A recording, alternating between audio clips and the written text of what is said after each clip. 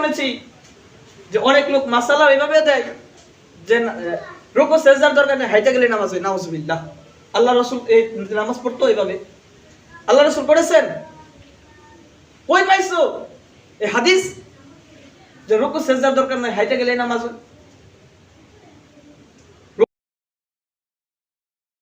আল্লাহ রাব্বুল আলামিন কুরআন কারীমের মধ্যে ইরশাদ ফরমান, লা ইন শাকারতুম লাযীদান্নাকুম ওয়া লা ইন কাফারতুম ইন্না আযাবি লাশাদীদ।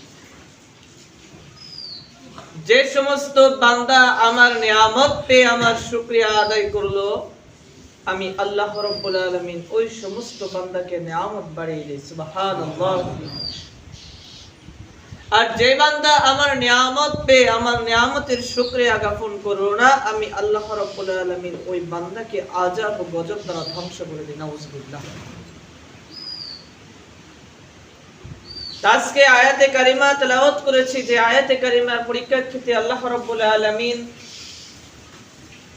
পৃথিবীর মানুষকে জান্নাতের সৌভাগ্য দিয়েছেন, জান্নাতের পয়গাম, জান্নাতের প্রস্তাব মানুষের কাছে দিয়েছেন। এই জান্নাত পেতে হলে আমাকে আপনাকে গুনাহ ছাড়তে হবে। কি করতে হবে? গুনাহ ছাড়তে হবে।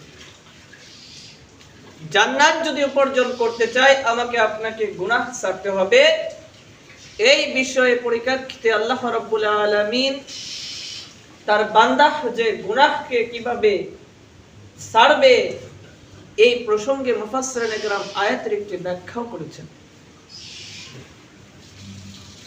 একটা কিতাবও লিখেছেন শেখ সাদি রাহমাতুল্লাহ আলাইহি, যে কিতাবের মধ্যে লেখা আছে গুনাহ ছাড়া সহজ উপায়।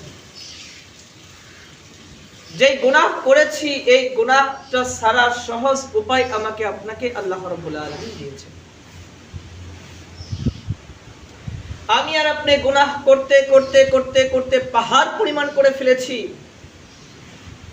এই গুনাহ আল্লাহ রাব্বুল আলামিন বলতেছেন, এ বান্দা, আমার নাফরমানি যতই করো না কেন, আমার নাফরমানি করতে করতে পাহাড় পরিমাণ করে ফেলেছো, আমি আল্লাহ রাব্বুল আলামিন একদিন তোমাকে ধরব। আল্লাহ রাব্বুল আলামিন কোরআন কারীমের মধ্যে ডাক দিয়ে বলতেছেন, ইন্না বাদশা রাব্বিকা লাশাদীদ। এ বান্দা, আমার কাছে গুনাহ করতেছো, গুনাহ করো, আর জেনে রাখো আমি আল্লাহ রাব্বুল আলামিন যাকে ধরি, যাকে ধরার জন্য আমি আল্লাহ রাব্বুল আলামিন পেতে রাখি, ওই বান্দা আমার কাছ থেকে দূরে সরে যাইতে পারে না। আমি আল্লাহ রাব্বুল আলামিন ওই বান্দাকে ধরেই ছাড়ি। উদাহরণস্বরূপ মুফাসসিরিনে কেরাম বলেছেন, একজন শিকারী যখন জঙ্গলের মধ্যে পশু শিকার করতে যায়, পশু শিকার করতে যে শিকারী যখন পশু ধরার জন্য জাল বিছিয়ে রাখে, এই জাল যখন বিছিয়ে রাখে, শিকারী মেপে মেপে তার পা ফেলে, যে ওই যন্ত্রটা, যে যন্ত্র ধরার জন্য কাজটা করলাম, এই যন্ত্রটা আসা মাত্র আমি ধরে ফেলবো, এই যন্ত্রটা আসা মাত্র ধরে ফেলবো। তেমনি আমার আপনার আল্লাহ রাব্বুল আলামিন এমনি ভাবেই আমাকে আপনাকে ছেড়ে দেয় নাই।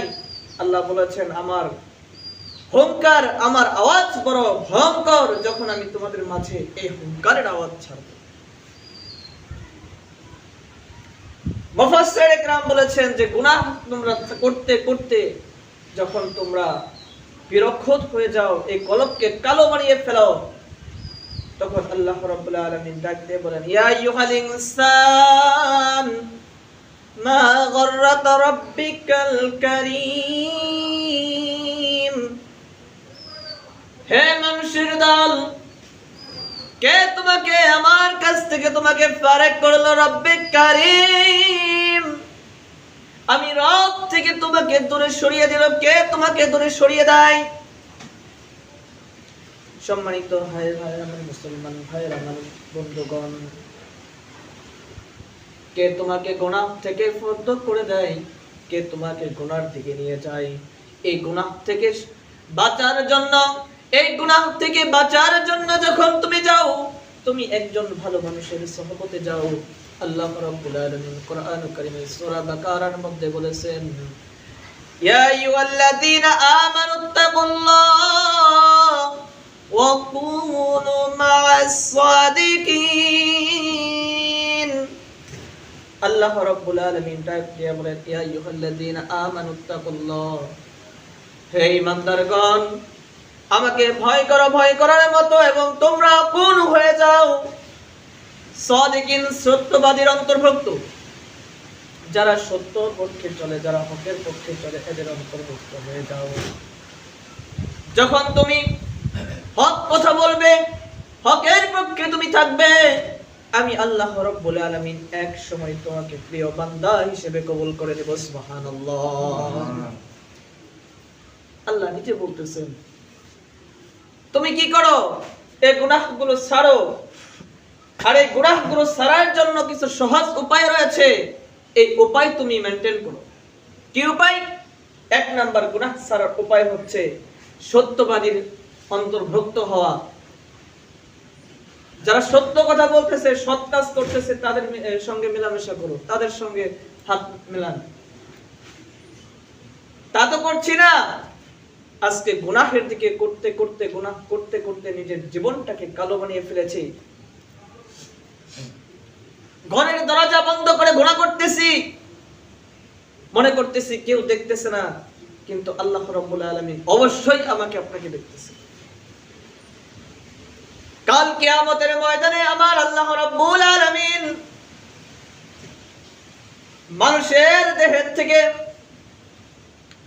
8টা জিনিসের কাছ থেকে আল্লাহ রাব্বুল আলামিন এই গুনাহের যে গুনাহ করেছেন এর সাক্ষী নেবেন। 8টা জিনিসের কাছ থেকে, এই 8টা জিনিসের কাছ থেকে আল্লাহ রাব্বুল আলামিন এই গুনাহ যে করেছেন এই সাক্ষী নেবেন। কেন বান্দা তুমি আমার গুনাহ করলা? আমি তো তোমাকে গুনাহ থেকে ফারেক হওয়ার জন্য বলেছি, কেন গুনাহ করলা? আমি আল্লাহ রাব্বুল আলামিন তোমাকে না চাইতেই তোমাকে এত সম্পদ দিলাম, তোমাকে ধন সম্পদ দিলাম, তোমাকে বিভিন্ন ধরনের শান্তি দিলাম, ঘর বাড়ি তুমি চেয়েছো, তোমার টাকা পয়সা না বান্দা, এই টাকা পয়সা আমি তোমাকে নিয়ামত স্বরূপ দিয়েছি, এই জন্যই তুমি ঘর করতে পেরেছো, বাড়ি করতে পেরেছো। মুসলমান ভাইরা আমার, বন্ধুগণ, মুফাসসিরিন ইকরাম আরেকটা ব্যাখ্যা করেছেন, দুনিয়ার কোন মা তার সন্তানকে কবরে রেখে তিনি জীবিত লাশ হয়ে উঠে আসতে পারবে না, কিন্তু বাবা কিন্তু উঠে আসতে পারবে। এই শক্তি বাবাকে দিয়েছে। কেন বাবাকে দিয়েছে? মাকে কেন দেন নাই? মার মনে কেন এত মায়া যে একজন মা তার সন্তানকে দাফন করে তিনি জীবিত অবস্থায় উঠতে পারেন না? সন্তানকে মুফাসসিরিন কিরাম বলেন, মা যখন সন্তানকে দাফন করে ফেলবে, ওই সন্তানের সঙ্গে সঙ্গে মাও লাশ হয়ে ওই সন্তানের সঙ্গে ছুঁয়ে থাকবে।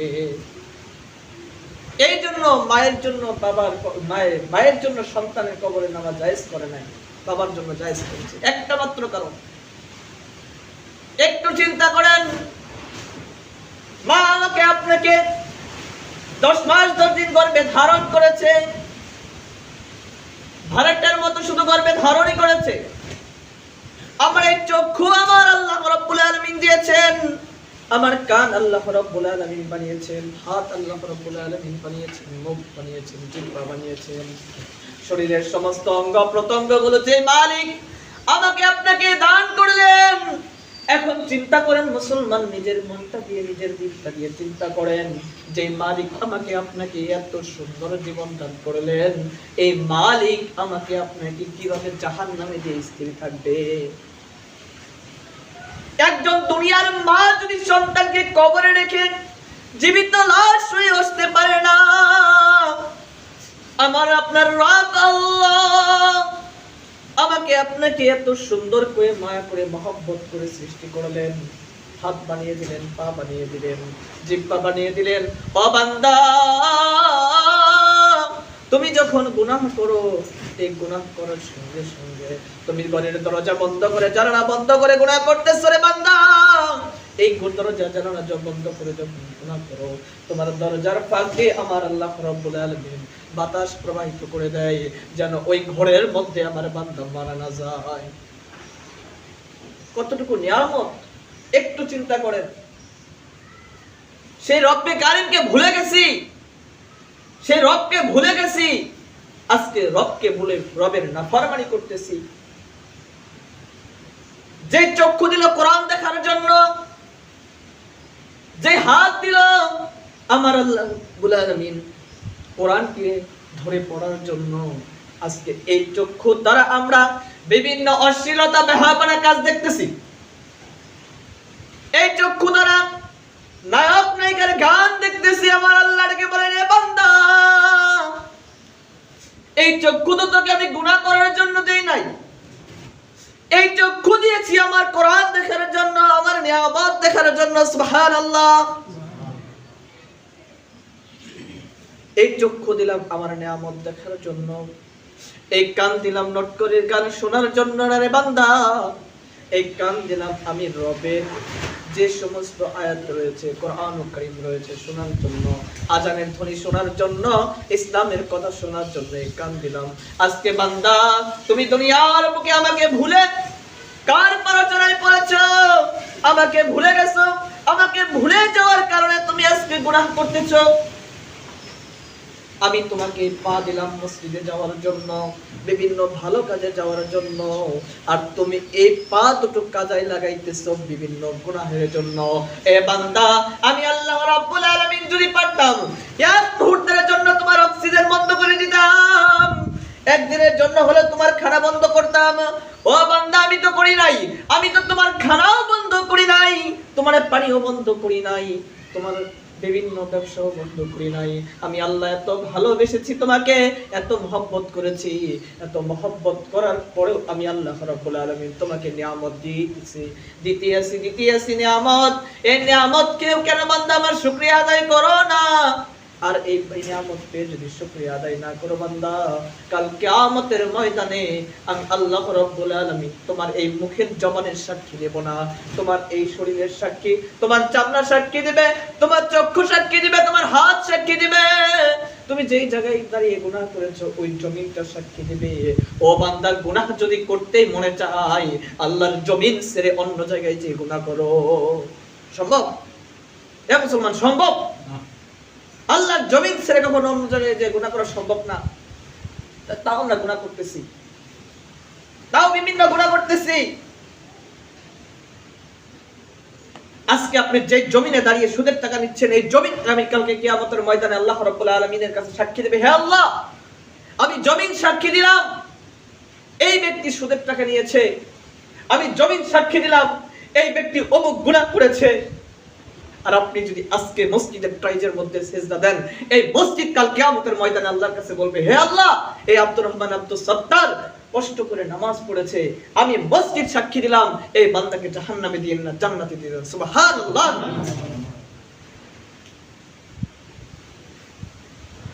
আপনার শরীরের এই চামড়া সাক্ষী দিবে, হে আল্লাহ, আমি এই বান্দাকে অমুক গুনাহ করতে দেখেছি, আমি ব্যবহারশীল মহিলার সঙ্গে কথা বলতে দেখেছি, আমি বিভিন্ন জায়গায় যেতে দেখেছি, বিভিন্ন গুনাহের কাজে যেতে দেখেছি। ও আল্লাহ, এই বান্দাকে আজকে আপনি জাহান্নামে দিয়ে দেন। আপনার শরীরের চামড়া আপনার বিরুদ্ধে সাক্ষী দিবে, আপনার কান সাক্ষী দিবে, আপনার হাত সাক্ষী দিবে, আপনার পা দুটো সাক্ষী দিবে। ও মুসলমান ভাইরা, যে পা আপনার বিরুদ্ধে সাক্ষী দেয়, যে চোখ আপনার বিরুদ্ধে সাক্ষী দেয়, যে কান আপনার বিরুদ্ধে সাক্ষী দেয়, এই কান আল্লাহ রাব্বুল আলামিন দিয়েছে। কিন্তু মুসলমান ভাইরা, এই কান দিয়ে আল্লাহ রাব্বুল আলামিনের তেলাওয়াত শোনা তো দূরের কথা, এই কান দিয়ে শুনতেছি আজকে আমরা গুনাহের জিনিস। আজকে কোরআন নাই। আগে আমাদের ঘরে দেখা যেত কোরআন, আজকে আমাদের ঘরে দেখা যায় টেলিভিশন। কোন জামানায় আছি মুসলমান? যে জমিনের মধ্যে দাঁড়িয়ে তুমি এই বিভিন্ন গুনাহের কাজগুলো দেখতেছো, এই জমিন কাল কিয়ামতের ময়দানে আল্লাহ রাব্বুল আলামিনের কাছে সাক্ষী দিবে। যখন এই জমিনগুলো সাক্ষী দিবে, তখন তোমার এই মুখের কোনো জবাব থাকবে না। আল্লাহ রাব্বুল আলামিন তোমার মুখের জবান বন্ধ করে দিবে, হাতের জবান খুলে দিবে, পায়ের জবান খুলে দিবে, চক্ষুর জবান খুলে দিবে, কানের জবান খুলে দিবে। এইগুলা কথা বলবে, তোমার কথা বলার কোনো সুযোগ নেই,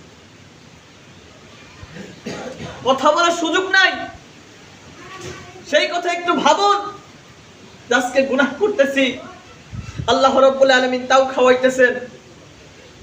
হে মুসলমান, আজকে আপনি সুস্থ রেখে মসজিদে আসছেন, অনেক লোক আজকে হসপিটালে বেডের মধ্যে শুয়ে আছে, আজকে তাদের কথা চিন্তা করেন, কয়দিন বাঁচবেন? আল্লাহ রাব্বুল আলামিন কোরআনের মধ্যে বলেছেন, কুল্লু নাফসিন যায়িকাতুল মাউত সুম্মা ইলাইনা তুরজাউন। মরতেই হবে, জীবন নিয়ে যখন এসেছো তোমাকে মরতেই হবে, আর যখন তুমি মারা যাবে তখন তোমাকে কবরে দেওয়ার সঙ্গে সঙ্গে তোমার হিসাব শুরু হয়ে যাবে। আজকে মাসালা দেই আমরা যে কবরের মধ্যে হিসাব হবে না, কবরের মধ্যে আযাব হবে না, কবরের মধ্যে আযাব বলে দেখা গেল যে চায়নারা এমন কবরস্থান ফিট করেছে, তারা গ্লাসের কবরস্থান ফিট করছে যে কবরের মধ্যে আযাব হইব আমরা দেখি। এটা না, কবরের আযাব যদি দেখা যাইতো আজকে মানুষ বেনামাজি থাকতো না, আজকে মানুষের ঘরে টিভি সিডি থাকতো না, আজকে মানুষের মুখে দাড়ি, এগুলা আমরা দাড়িগুলা কি করি? কাইটটা ছোট করে ফেলি। কেন? যে রাসূলের সুন্নাতকে কেটে ছোট করি, লজ্জা হয় না? তোমার আমার জন্য রাসূল সাল্লাল্লাহু আলাইহি ওয়াসাল্লাম তার সাথীদেরকে, তার বন্ধুদেরকে, তার সাহাবায়ে কেরামদেরকে মৃত্যুর মুখে ঠেলে দিয়েছেন, শাহাদাত বরণ করেছে। রাসূল সাল্লাল্লাহু আলাইহি ওয়াসাল্লাম নিজে অনেকবার নিজের শরীর থেকে রক্ত খনিয়েছে। ও মুসলমান, তুমি কেমন মুসলমান? সেই রাসূলের পরিচয়ের মধ্যে আঘাত দাও, সেই রাসূলের পরিচয়ের মধ্যে আঘাত দাও। আজকে একটু চিন্তা করো, যে নবী তোমার আমার জন্য শাফায়াত করবে, সেই রাসূলের পরিচয়ের মধ্যে আঘাত দিচ্ছি। আল্লাহ রাসূল বলেন, যে ব্যক্তি দাড়ির মধ্যে খোর লাগাইলো, সে দাড়ির মধ্যে না, আমি রাসূলের কলিজার মধ্যে আঘাত দিল। সুবহানাল্লাহ। এত বড় একটা কথা বলেছে। আজকে সেই মুসলমানের বাচ্চা এই দাড়ির মধ্যে খুর দেয়, দাড়ির মধ্যে ব্লেড লাগায়। কিভাবে রাসূল শাফায়াত করবে আপনাকে? আমাকে কিভাবে শাফায়াত করবে আমাকে? যে রাসূলের আহকাম হুকুম মানতেছি না, কোরআনকে মানতেছি না, হাদিসকে মানতেছি না, হাদিসের অপমানিত করতেছি। মানুষের দেহের মধ্যে আল্লাহ রাব্বুল আলামিন এমন কোনো কিছু নাই যে আপনাকে আমাকে দেয় নাই। আজকে আমরা সেগুলো মূল্য বুঝতেছি না। যখন অসুস্থ হই তখন আল্লাহরে ডাকি। কেন? অসুস্থ হওয়ার আগে তুমি কাজে লাগাও। আল্লাহ রাব্বুল আলামিনের একজন খাস বান্দা আল্লাহর ওলি জন্মান মিসরি রাহমাতুল্লাহ আলাইহি তার কিতাবের মধ্যে লিখেছেন, হে বান্দা, তুমি অবসর থাকা সত্ত্বে তোমার অবসর সময়টাকে কাজে লাগাও। ব্যস্ত সময় আসলে তুমি কাজ করতে পারবে না। যখন ব্যস্ত হয়ে যাবা তখন ইবাদত করার সুযোগ পাবে না। যখন বুড়া হয়ে যাবা, এই বুড়া বয়সের ইবাদত কাজে লাগবে না। যুবক আছো, ইবাদত করো, নামাজ পড়ো, রোজা করো, গুনাহ থেকে মুক্ত থাকো। আজকে গুনাহ থেকে যারা মুক্ত আছে, আজকে তারাই মনে করতেছে হ্যাঁ আমরাই দুনিয়ার মধ্যে সর্বোত্তম। আজকে আমরা এমন মাসালা দেই যে নামাজ নাই, রোজা নাই, ঈমান ঠিকই আছে। কিভাবে ঈমান ঠিক আছে? কালেমা পড়েছো, কালেমা পড়ার পর তোমার উপর নামাজ ফরজ হয়েছে, তুমি নামাজ পড়লা না। রুকু সিজদা তো দরকার না থাকতো, আল্লাহ রাসূল সিজদা করতেন না, সারা দিন হাঁটতেন।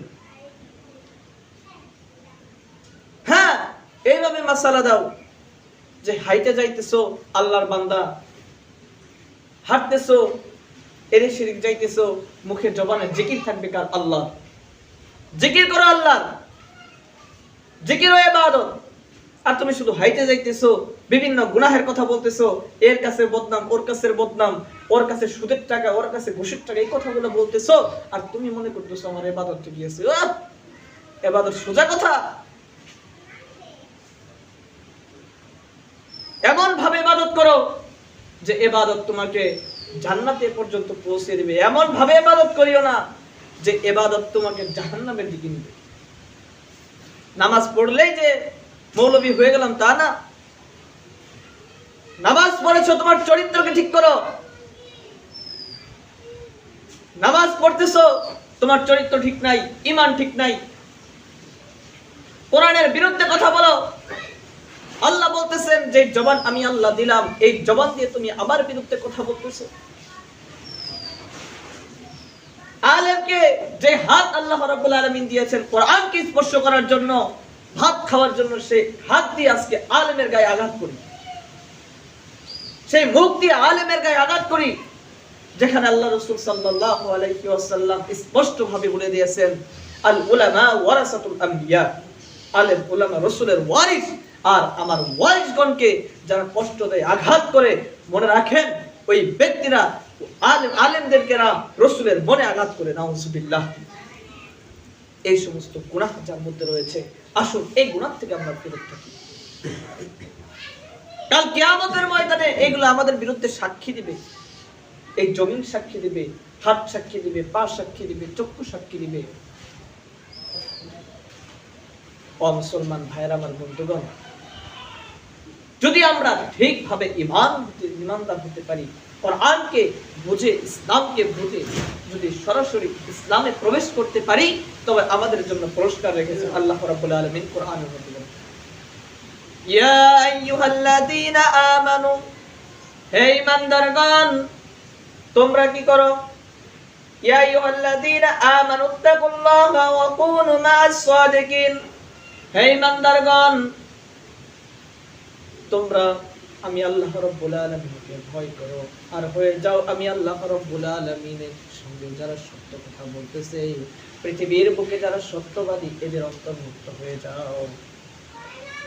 যদি তুমি সত্যের পথে চলো, ঈমানদার হয়ে চলো, তাহলে আল্লাহ রাব্বুল আলামিন বলেন ইয়া আইয়ুহাল্লাযীনা আমানুস্তাঈনু বিস-সাবরি ওয়াস-সালাত, ধৈর্য ধারণ করো এবং নামাজ পড়ো, আমার কাছে নামাজের মাধ্যমে সাহায্য চাও। ধৈর্য ধারণ করো এবং নামাজের মাধ্যমে সাহায্য চাও। আর আমরা সাহায্য চাইতেছি, মনে করতেছি যে আল্লাহ তো সহযোগিতা করে না। কিভাবে করবে? আপনার ঈমান ঠিক নাই, নামাজ নাই, রোজা নাই, আপনার স্ত্রী পর্দা করে না, মেয়ে পর্দা করতেছে না, ছেড়ে দিয়েছেন, আর আপনি হাজী সাহেব সাইজে বসে আছেন। হবে না। আল্লাহ রাসূল বলেন কাল কিয়ামতের ময়দানে প্রত্যেকটা ফ্যামিলি, প্রত্যেকটা গার্ডিয়ানকে জিজ্ঞাসা করা হবে তোমার ফ্যামিলি সম্পর্কে। আপনি আপনার ফ্যামিলির গার্ডিয়ান, একটা ইউনিয়নের গার্ডিয়ান, একটা চেয়ারম্যান, একটা ওয়ার্ডের গার্ডিয়ান, একটা মেম্বার। আজকে আপনি আপনার ফ্যামিলির গার্ডিয়ান হয়ে আপনার স্ত্রীকে বেপরদাশীল রেখেছেন, আপনার মেয়েকে বেপরদাশীল রেখেছেন, আপনি অনর্থক জান্নাতে চলে যাবেন। অত সোজা না, অত সোজা না জান্নাত যে চাইলাম আর পেয়ে গেলাম। নিজের ঈমানকে ঠিক করেন, নিজের ঘরকে ঠিক করেন, নিজে পরিশুদ্ধ হন, এরপরে আপনার ইবাদত কবুল হবে, এর আগে না। আজকে যে সমস্ত যুবকেরা নামাজ পড়তেছে, এই সমস্ত যুবকেরা কাল কিয়ামতের ময়দানে আল্লাহ রাব্বুল আলামিনের বন্ধু হয়ে দাঁড়াবে। সম্মানিত হাজরিন, আজকে আমরা বলি, ওয়াদা করি হুজুর নামাজ পড়বো, কিন্তু পাওয়া যায় না। আজকে জুমার দিন, জুমার নামাজ পড়তে এসেছি, এমনও মানুষ আছে যে আজকে জুমার দিনে ফজরের নামাজও পড়ে, তারা শুধু শুক্রবার নামাজ পড়তে আসে। এদেরকে আল্লাহ রাব্বুল আলামিন কোরআনের ভাষায় বলেছেন ফাওয়াইলুল লিল মুসাল্লিন, সূরা মাউন। ফাওয়াইলুল লিল মুসাল্লিন, কি নামাজ পড়ো? একদিন নামাজ পড়ে যদি জান্নাতে যাওয়া যাইতো, সাহাবায়ে কেরাম আর কি করতো না, একদিনই নামাজ পড়তো। এই জুমার দিনে তুমি সারা মাস কি, সারা বছর, সারা সপ্তাহ কি করেছো, এই হিসাব এই মাসে, এই সময়ে আল্লাহ রাসূলের কাছে পৌঁছে। আজকে সেই দিনে, সেই সময়ে আজকে আমরা কি করি? নামাজের মধ্যে নাই, রোজার মধ্যে নাই, গুনাহের মধ্যে আছি। আমার আপনার সন্তান গুনাহ করতেছে, আমার আপনার সন্তান গুনাহের মধ্যে লিপ্ত আছে, আমরা থামাইতেছি না। নামাজের কথা বলতেছি না, সন্তানকে কেমন বাবা আপনি? আপনি ঠিক নামাজ পড়তেছেন, আপনার সন্তান নামাজ পড়ে না, নামাজের কথা বলেন না। লজ্জা হওয়া উচিত। ওই সন্তানের সামনে কিভাবে খাবার পেশ করেন আপনি, যে সন্তান মালিকের নাফরমানি করতেছে? আজকে এই কথাগুলো বললে বলা হয় হুজুর হামলা করব, মামলা দিব, হ্যাঁ দিতে পারেন, কিন্তু হক কথা ইনশাআল্লাহ যতদিন আল্লাহ বাঁচিয়ে রেখেছে অবশ্যই হক কথা বলে যাবেন। কারণ এই জীবন আপনি নিতে পারবেন না। এই জীবনের মৃত্যুর কারণ একমাত্র আমার আল্লাহ রাব্বুল আলামিনের হাতে। আপনি যতই চেষ্টা করেন, যত যাই করেন, একমাত্র আল্লাহ রাব্বুল আলামিন যদি আদেশ না করে আপনি কিছুই করতে পারবেন না। যেমন কথায় আছে, রাখে আল্লাহ মারে কে, মারে আল্লাহ রাখে কে। আজকে অসুস্থ যারা হয়েছে তারা বুঝতে পারে যে অসুস্থতার কি কারণ। আজকে এই অসুস্থতা, সংসারে অভেজাল, স্বামী স্ত্রীর মধ্যে অমিল, একমাত্র কারণ আমাদের কৃতকর্মের গুনাহের জন্য। আমাদের দুই হাতের কামাই এগুলা। আর আমরা হুজুরকে বলতেছি, হুজুর একটা তাবিজ দেন আমাদের সংসারে বিনাই। কেন? আলেমের কাছে তাবিজ নিতেছো, তুমি আগে নিজে ঠিক হও।